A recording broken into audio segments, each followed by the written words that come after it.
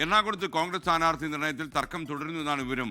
വൈപ്പിൻ, പെരുമ്പാവൂർ, കൊച്ചി മണ്ഡലങ്ങളിലാണ് തീരുമാനമെടുക്കാൻ കഴിയാത്തത്. പെരുമ്പാവൂരിൽ എൽദോസ് കുന്നപ്പള്ളിക്ക് പകരം മുൻ ജില്ലാ പഞ്ചായത്ത് പ്രസിഡന്റുമാരായിരുന്ന മനോജ് മുത്തേടനും ഉല്ലാസ് തോമസുമാണ് ഇപ്പോൾ പരിഗണനയിലുള്ളത്. കൊച്ചിയിൽ ദീപ്തി മേരി വർഗീസിനെയും DCC പ്രസിഡന്റ് മുഹമ്മദ് ഷിയാസിനെയും ഇപ്പോൾ പരിഗണിക്കുന്നുവെന്ന് വിവരം ലഭിക്കുന്നു. വിപിൻ സി വിജയൻ കൂടുതൽ വിശദാംശങ്ങളുമായി ചേരുന്നു. വിപിൻ, ഡൽഹിയിൽ രണ്ടാമത്തെ പട്ടിക പുറത്തിറക്കാനുള്ള ശ്രമം നടക്കുമ്പോഴാണ് കലാപക്കൊടിയുമായി കെ സുധാകരൻ ഡൽഹിയിൽ ഇറങ്ങിയിരിക്കുന്നത്. പറയൂ വിപിൻ, വിശദാംശങ്ങൾ.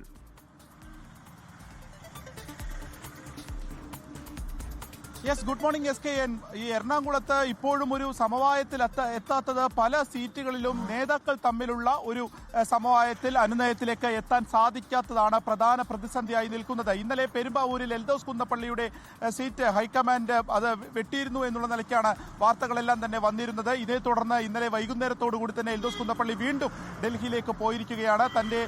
തനിക്കെതിരെയുള്ള ലൈംഗിക പീഡന കേസിൽ ഉൾപ്പെടെ ഒരു തവണ വിശദീകരണം നൽകിയതാണ്. സീറ്റ് ലഭിക്കുമെന്ന് എൽദോസ് കുന്നപ്പള്ളി വിശ്വസിച്ചതാണ്. വലിയ ആത്മവിശ്വാസത്തിലായിരുന്നു. ഈ സമയത്താണ് ആ ലിസ്റ്റിൽ പേരില്ലാതെ വന്നിരിക്കുന്നത്. ഇതോടുകൂടിയാണ് വീണ്ടും വിശദീകരിക്കാൻ വേണ്ടി പോയിരിക്കുന്നത്. പ്രധാനമായും രമേശ് ചെന്നിത്തല എൽദോസ് കുന്നപ്പള്ളിക്ക് വേണ്ടി പറയുന്നു.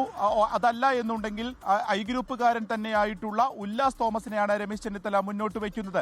അവിടെ പക്ഷേ സീറോ മലബാർ സഭ ഉൾപ്പെടെ മനോജ് മൂത്തേടത്തിനെ ആണ് സപ്പോർട്ട് ചെയ്യുന്നത്. ഒപ്പം തന്നെ എ ഗ്രൂപ്പുകാരൻ കൂടിയാണ് മനോജ് മൂത്തേടം. അങ്ങനെ ആവുമ്പോൾ രമേശ് ചെന്നിത്തല ഗ്രൂപ്പ് അത് അംഗീകരിക്കുന്നില്ല എന്നുള്ളതാണ് ഈ ഘട്ടത്തിൽ മനസ്സിലാവുന്നത്. മറ്റൊന്ന്, കൊച്ചിയിലേക്ക് വരികയാണെങ്കിൽ കൊച്ചിയിൽ മുഹമ്മദ് ഷിയാസിന് വേണ്ടി പ്രതിപക്ഷ നേതാവ് VD സതീശൻ തന്നെ രംഗത്തുണ്ട്.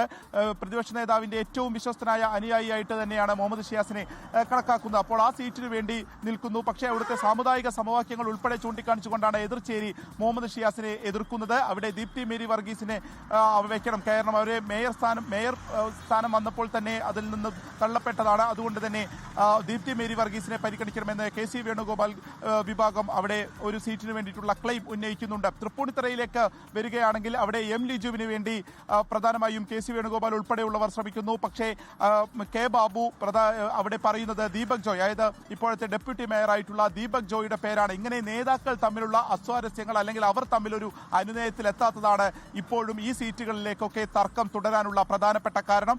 ഈ 3 സീറ്റുകളിൽ അതിലൊരു തീരുമാനമായിട്ട് വേണം പിന്നീട് വൈപ്പിനിലേക്ക് പോകാൻ. വൈപ്പിനിലും ഈ പറഞ്ഞ സാമുദായിക സമവാക്യങ്ങളും ഗ്രൂപ്പ് സമവാക്യങ്ങളും വെച്ചുകൊണ്ട് മാത്രമായിരിക്കും ഒരു തീരുമാനം ഉണ്ടാവുക എന്നുള്ളത് ഇപ്പോൾ അറിയുന്നു. ഷാരോൺ ഉൾപ്പെടെയുള്ളവരുടെ പേരുകളാണ് ഇപ്പോൾ വൈപ്പിൽ നിന്ന് ഉയർന്നു കേൾക്കുന്നത്. ഞാൻ നിൽക്കുന്നത് തൃപ്പൂണിത്തറയിലാണ്. 8 മണിയോടുകൂടി KN ഉണ്ണികൃഷ്ണൻ ഇവിടെ പ്രചാരണത്തിന് വേണ്ടി വീണ്ടും ഇറങ്ങുകയാണ്. ഇപ്പോൾ നമുക്ക് തന്നെ കാണാം LDFന്റെ പോസ്റ്ററുകളൊക്കെ തന്നെ അല്ലെങ്കിൽ ചുമരെഴുത്തുകളൊക്കെ തന്നെ ഇതിനോടകം തന്നെ പൂർത്തിയായിരിക്കുന്നു. അത് സജീവമായി നടക്കുന്നു.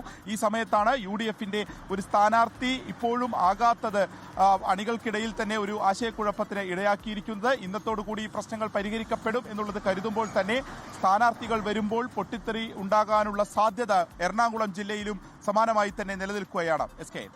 ലോകത്തെവിടെയായാലും ഏത് സമയത്തും 24 വാർത്തകളും ഓഗ്മെന്റഡ് റിയാലിറ്റി പാക്കേജുകളും എക്സ്പ്ലെയിനറുകളും വിശദമായി കാണാൻ ഞങ്ങളുടെ YouTube ചാനൽ നിങ്ങൾക്ക് സബ്സ്ക്രൈബ് ചെയ്യാം.